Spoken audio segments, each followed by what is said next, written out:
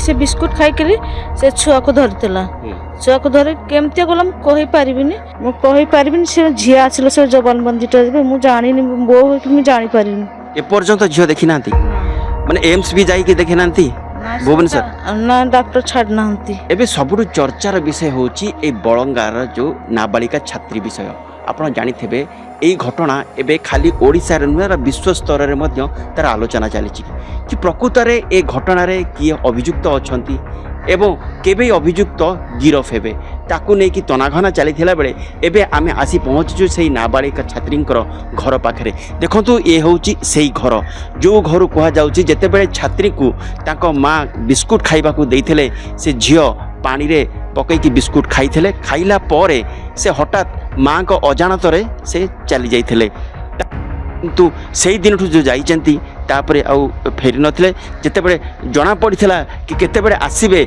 सेतेबेले तांको खबर आसितला कि तांको झियर अवस्था एमिति देखंतु एई होउची सेई पिंढा जोठी से झियो बसी खाउथिले बिस्कुट एवं मां को कहबा कथा झियो सकाळे उठिला ब्रश कला गाधेला तापरे बिस्कुट खाइला कि ता पर घटना कौन ता विषय आमे आलोचना करिबा आम संगे अछंती सेई पीड़िता युवतींकर माँ आपको स्वागत करुच्ची सूचना टीवी कौन कहे केते बेले फास्ट सकाळ घटना आम आलोचना करवा सकाळ केते बेले घटना से दिन घटना कौन होता 8टा बेले से बिस्कुट खाई से छुआ को धरला छुआ को धरे केमती गला कही पारिनी आ से आलाम पुत्र डाकिले तुम झील पड़गला समस्ते दौड़ी कर गले अच्छा जो कहले आपणकर झील पड़गला कहले केते बेले खबर आ किए खबर देइथला आपन 8टा बेले खबर आसीला किए देइथला आलम पुत्र अच्छा आपन पुतुरा खबर देला फोन कला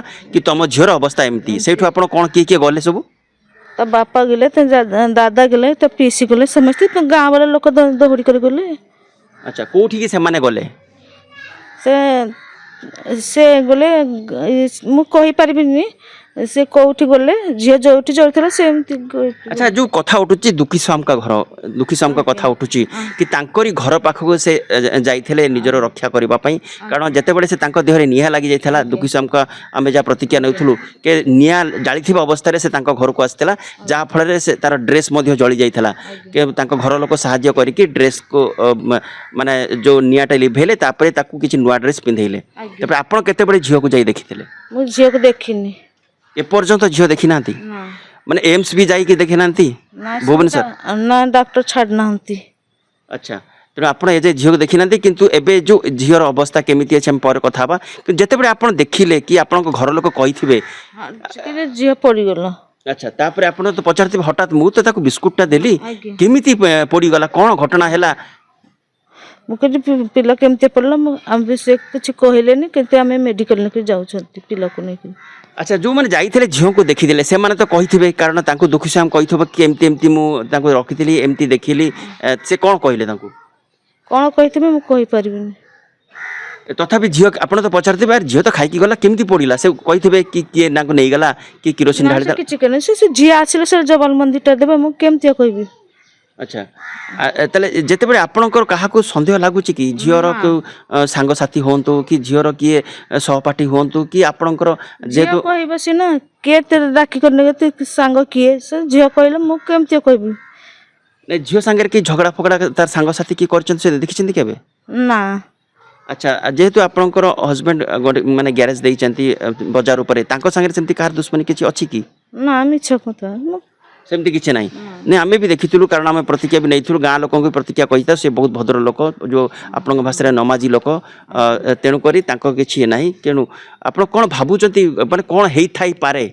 आप कौन भावुं माने गोटे मन आसन कौन एमती हो प्रकृत में किए कहूँ कि से पेट्रोल ढाड़ी करदे किए कहूँ किरोसिन नहीं कि जाइए 2टा बोतल किरोसिन मिलता तेणु किए कहूँ से किरोसिन बोतल थिला माने हुए तो से किरोसिन ढाड़ी थे हुए तो से निजे ढाड़ी किंबा नहेले अन्य जो नहीं थे टेकिकी जो कह जाऊँ 3 जन से ढाड़ी थे किंतु गोटे झील कौन पाई से निज किरोसिन ढालिब घरे से आपण संगे झगड़ा फगड़ा केबे हेछि कि पाठ पढ़ा को नहीं केबे सेमती आपण ताको रागिचंती कि ना ना से तो पाठ छाड़ी देलानी 2 वर्ष होला अच्छा अच्छा पाठ छाड़ी देले माने केते माने को जे पाठ पढ़छि झियो ଅଷ୍ଟମ ଯାକ।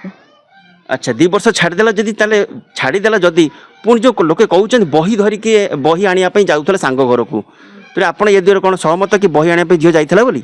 ନା ନାଇଁ। ବିଶ୍ୱାସ। ତାପରେ ଆଉ ଗୋଟେ କଥା ଉଠୁଛି କି ଝିଅକୁ କୁଆଡ଼େ ପାର୍ସଲ ପାଇଁ କେଉଁ ଗୋଟେ ସାଙ୍ଗ କହିଲା କି ପାର୍ସଲ ତୋର ଆସିଛି ତୁ ଆସେ, ଏଇଟା ବି କ'ଣ ସତ? ମୁଁ କହିପାରିବିନି, ସେ ଝିଅ ଆସିଲେ ସେ ଜବାନବନ୍ଦୀଟା ଦେବେ, ମୁଁ ଜାଣିନି, ବୋଉ ହେଇକି ମୁଁ ଜାଣିପାରିବିନି ପାର୍ସଲ ପାଇଁ ଯାଇଥିଲା କିଏ ଏତେ ତ ଡାକିକରି ନେଇଗଲେ, ମୁଁ କହିପାରିବିନି। ଝିଅ ଆସିଲେ ସେ ଜବାନବନ୍ଦୀଟା ଦେବ, ମୁଁ କେମିତି କହିବି? ଆଚ୍ଛା ପାର୍ସଲ ଯେମିତି ଆମେ ସାଧାରଣତଃ ଜାଣିଛୁ ପାର୍ସଲ ଆସିଲେ ମୋବାଇଲକୁ ଖବର ଆସେ, କିନ୍ତୁ ଆପଣଙ୍କ ଘରେ ମୋବାଇଲ କେଇଟା ଅଛି?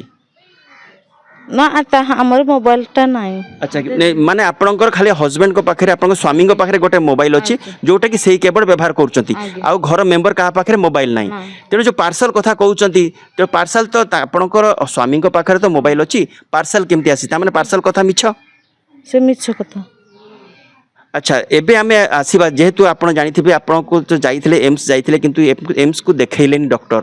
ଡକ୍ଟର କ'ଣ ପାଇଁ ଆପଣ ପଚାରିଥିବେ ମୁଁ ଗୋଟେ ତାର ମା, ଗୋଟେ ଝିଅକୁ ନ ଦେଖି ମୁଁ କେମିତି ରହିବି, ଆପଣ ପ୍ରଶ୍ନ କରିଥିଲେ?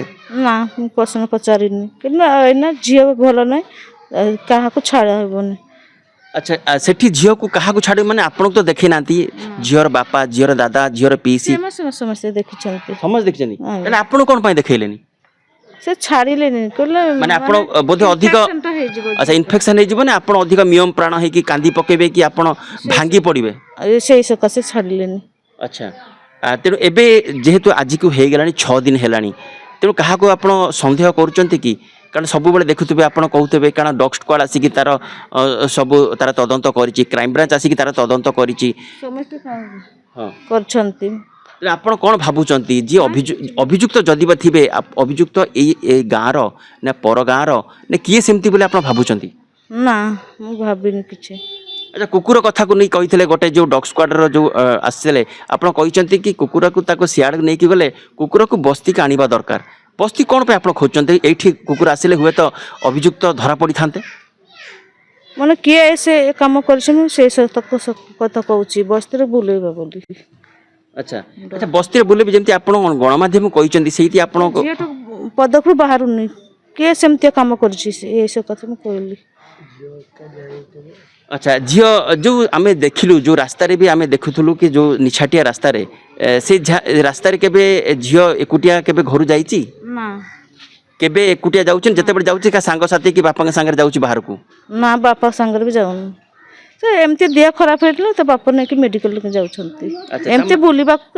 ଯେଉଁ କଥା ଉଠୁଛି କି ସେ ବହି ଫେରିବାକୁ ଯାଇଥିଲା କି ବହି ଆଣିବାକୁ ଯେଉଁ ଯାଇଥିଲା କହୁଛନ୍ତି, ସେଇଟା ତାହେଲେ ମିଛ? କାରଣ ଆପଣ କହିବା କଥା ଝିଅ 2 ବର୍ଷ ହେଲା ପାଠ ଛାଡ଼ି ଦେଇଛି। ଆଉ ଯେଉଁ ପାର୍ସଲ କଥା କହୁଛନ୍ତି, ଯେହେତୁ ବାପାଙ୍କ ପାଖରେ ଗୋଟିଏ ମୋବାଇଲ ଅଛି, ତେଣୁ ପାର୍ସଲ ବି ମିଛ। ତେଣୁ ଏଇ ଯେଉଁ କଥା ଏଗୁଡ଼ା ସବୁ ଉଡ଼ା ଖବର ଆପଣ କହୁଛନ୍ତି। ଆଚ୍ଛା ଏବେ ଯିବା, ତାହେଲେ ଯଦି ବା କହୁଛନ୍ତି ଏଇଟା କଥା, କିନ୍ତୁ ଏବେ ଝିଅ ଏମ୍ସରେ ଅଛି ଦିଲ୍ଲୀରେ, ତେଣୁ ସେଠି ଦିଲ୍ଲୀକୁ ଝିଅକୁ ଦେଖିବାକୁ ଆପଣଙ୍କ ପରିବାର ଲୋକ କିଏ କିଏ ଯାଇଛନ୍ତି? ତା ବାପା ଯାଇଛନ୍ତି, ତା ପିଇସି ଯାଇଛନ୍ତି, ତା ଦାଦା ଯାଇଛନ୍ତି, ଆମ ଗାଁ ଲୋକ ବି ଯାଇଛନ୍ତି। ଆଚ୍ଛା ସେମାନେ କ'ଣ ଖବର ଦେଲେ କି ଏବେ ଝିଅର ଅବସ୍ଥା କେମିତି କ'ଣ ଅଛି? ଝିଅ କଥା କହୁଛି ନା ନାହିଁ, ଝିଅ ଦେଖିପାରୁଛି ନା ନାହିଁ, କ'ଣ କହୁଛନ୍ତି? ଝିଅ ଭଲ ଅଛି, ତାର ଝିଅ ଭଲ ଅଛି। ଭଲ ଅଛି। ଆଉ ମାନେ ଝିଅ କଥା କହିପାରୁଛି କି ନାହିଁ, ଦେଖିପାରୁଛି ନା ନାହିଁ, ତାର ହୋସ୍ ଆସିଲା ନାହିଁ, ସେ ବିଷୟରେ କିଛି କହିଛନ୍ତି? ଆଜ୍ଞା କ'ଣ କହିଛନ୍ତି? ସେ କଥା କରୁଛି, କଥା କହୁଛି। ଆଚ୍ଛା ଆଉ କେତେ ଦିନ ଲାଗିବ ପଚାରିଛନ୍ତି? କେତେ ଦିନ ପରେ ସେ? ନା ମୁଁ ପଚାରିନି। ଆଚ୍ଛା ସେମାନେ ଗଲେ କିନ୍ତୁ ଆପଣ ଗଲେନି, ଆପଣ ମା ହେଇକି ଆପଣ ଯିବା କଥା, ଆପଣ କାହିଁ ଗଲେନି? ସମସ୍ତେ ତ ଗଲେ, ମୁଁ କେମିତି, ମୁଁ ପ୍ରେସର ଲୋକ ତ, ମୁଁ ସେ ସକାଶେ ଗଲିନି। ଆଚ୍ଛା କିନ୍ତୁ ଆପଣ ସେମାନେ ଆସିଲା ପରେ ଆପଣ ଯିବେ ତ ଝିଅକୁ ଦେଖିବାକୁ? ଆଜ୍ଞା ଯିବି ଦେଖିବାକୁ। ଆଚ୍ଛା ଏବେ କ'ଣ କହିବେ? ଯଦି ବା ଲାଗୁଛି ଝିଅ, କିଏ କହୁଛି ଝିଅ ନିଜେ କିରୋସିନ ଢାଳି ଦେଇଛି, କିଏ କହୁଛି ଦୁର୍ବୃତ୍ତ ତାଙ୍କ ଉପରେ କିରୋସିନ ଢାଳି ଦେଇଛନ୍ତି, କିନ୍ତୁ ସବୁଠୁ ବଡ଼ କଥା ସନ୍ଦେହ ଘେରରେ ଏଯାଏଁ ଆଜିକି 6 ଦିନ ହେଲାଣି ପୋଲିସ କାହାର ଟେର ପାଉନି। ଯେତେବେଳେ ଯାହାକୁ ସନ୍ଦିଗ୍ଧ ବ୍ୟକ୍ତିକୁ ଦେଖୁଛି ତାକୁ ନେଇ ପଳାଉଛନ୍ତି ପୋଲିସ, ତାପରେ ପୁଣି ତାଙ୍କୁ ପଚରା ଉଚରା କରିକି ପୁଣି ଆଣିକି ଛାଡ଼ୁ ଦେଉଛନ୍ତି। କେତେବେଳେ ଏପଟେ 3 ଜଣଙ୍କୁ ନେଉଛନ୍ତି, କେପଟେ ସେପଟେ 3 ଜଣଙ୍କୁ ନେଉଛନ୍ତି, କିନ୍ତୁ ପ୍ରକୃତରେ ଘଟଣା କି ଏଯାଏଁ ସେ ଯାଇନାହାନ୍ତି। ତେଣୁ ଆପଣ କ'ଣ କହିବେ? ଆପଣ କାହାକୁ କହିବି, ଯେ ଯେତେ କହିଲେ ସେତିକି, ଆଉ କହିପାରିବିନି।